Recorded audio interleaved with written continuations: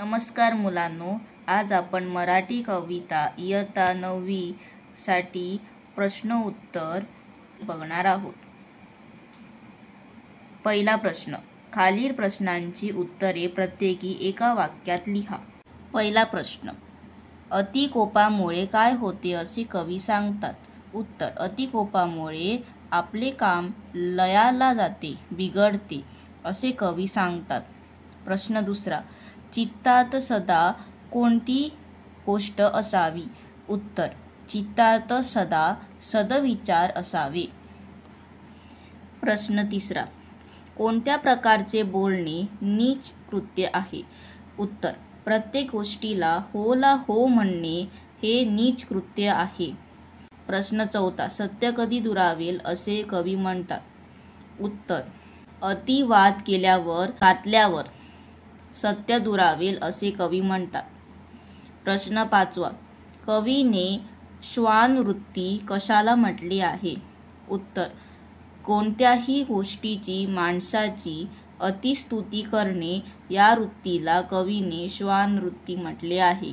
प्रश्न ब. खालील प्रश्नांची उत्तरे 3 ते 4 वाक्यात लिहा. पहिला प्रश्न. नम्रता, वाद व औषध हे प्रमाणात असावे असे कवी का म्हणतात? उत्तर. नम्रता, वाद व औषध हे प्रमाणात असावे असे कवी म्हणतात कारण अतिनम्रता बयाला पात्र होते, म्हणजेच आत्मविश्वास कमी होतो.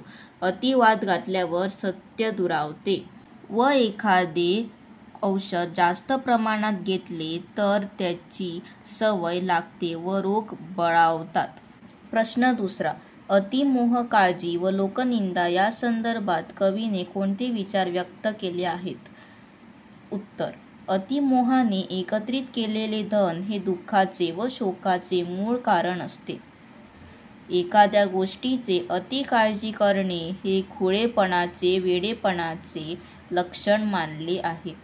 तसेच जे लोक अति लोकनिंदा करत राहतात त्यांचे मन दुष्ट विचारांनी भरून जाते. म्हणून कवी म्हणतात की मोह, काळजी व लोकनिंदा हे सर्व प्रमाणामध्ये असावे. धन्यवाद.